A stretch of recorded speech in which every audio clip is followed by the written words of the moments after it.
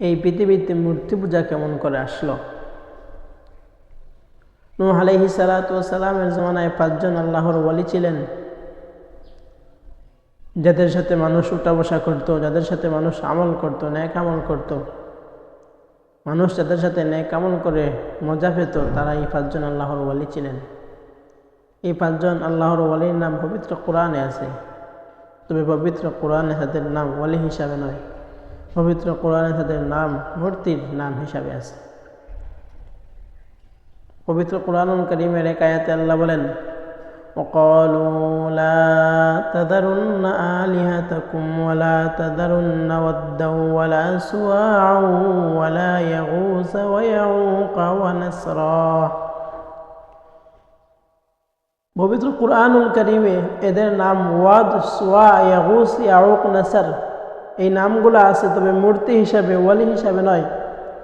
হযরত আব্দুল্লাহ ইবনে আব্বাস রাদিয়াল্লাহু তাআলা আনহু থেকে বর্ণিত বুখারী শরীফের এক হাদিসে আছে, এরা আল্লাহর ওয়ালি ছিলেন। এদের সাথে মানুষ উঠা বসা করতো, নামাজ পড়তো, নেক আমল করতো, নেক আমল করে তাদের সাথে মজা পেত। যখন এই 5 জন মারা গেলেন, তখন মানুষের আর উঠা বসা করতে, আমল করতে মজা লাগে না, ভালো লাগে না। তখন শয়তান ওয়ালির বেশে, শয়তান দুর্বেশের বেশে, শয়তান ভালো মানুষের বেশে এই মানুষের সামনে উপস্থিত হলো। উপস্থিত হয়ে বলল, যদি তাদের আকৃতি তোমাদের সামনে থাকে, তাহলে তোমাদেরকে আমল করতে, তোমাদের কি নেক আমল করতে ভালো লাগবে? তখন তারা বলল, ওনারা তো মারা গেছেন, তাহলে তাদের আকৃতি আমাদের সামনে আসবে কি করে? তখন শয়তান বলল, আমি আকৃতি তোমাদের সামনে নিয়ে আসবো। আকৃতি তাদের সামনে বানিয়ে নিয়ে আসলো। তারা অবাক হয়ে গেল, এই তো আমাদের ওয়াদের মতো, এই তো আমাদের সোয়ার মতো, এই তো আমাদের ইয়াগুসের মতো, এই তো আমাদের ইয়াউকের মতো, এই তো আমাদের নাসারের মতো।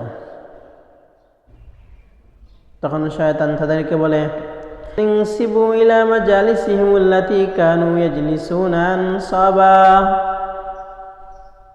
তোমরা এই প্রতিমূর্তিগুলোকে তাদের ওই স্থানে বসাও যে স্থানে তারা বসতেন। ওয়াদ যে জায়গায় বসতেন, ওয়াদের প্রতিমূর্তি ওই জায়গায় বসিয়ে দাও। সোয়া যে জায়গায় বসতেন, সোয়ার প্রতিমূর্তিটা ওই জায়গায় বসিয়ে দাও। ইয়াগুস যে জায়গায় বসতেন, ইয়াগুসের স্থানে ওই মূর্তিটা বসিয়ে দাও। ইয়াউক যে জায়গায় বসতেন, ইয়াউকের জায়গায় ওই মূর্তিটা রেখে দাও।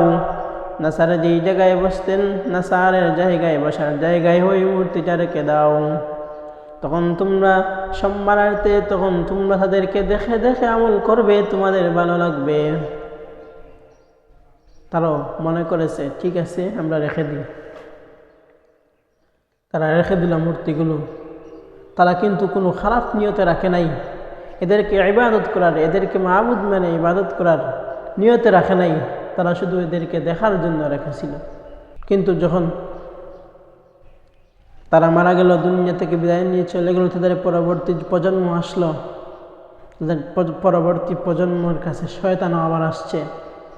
শয়তান আসার পর তাদের পরবর্তী প্রজন্মকে পরামর্শ দিল, তোমাদের পূর্ববর্তীরা তাদের সামনে মাথা নত সেজদা করে মজা পেত, তোমরাও তাদের সামনে মাথা নত করে সেজদা করো। হাদিসে আছে, হাত্তা ইদা হালাকা উলাইকা ওয়া তানাসসাখাল ইলমু বিদাত। যখন তাদের পূর্ববর্তীরা পৃথিবী থেকে বিদায় নিয়ে চলে গেলেন, তখন ইলমের বিলুপ্তি ঘটল, ধর্মীয় জ্ঞানের বিলুপ্তি ঘটল, ইলমের বিলুপ্তি ঘটল, যার কারণে তারা এদের ইবাদত করতে শুরু করল। তো এদের ইবাদত করা হয়েছে, কোনো মূর্তি পূজা শুরু হয়েছে কোনো খারাপ নিয়তে নয়, ভালো নিয়তে শুরু হয়েছে, কিন্তু খারাপে পরিণত হয়েছে।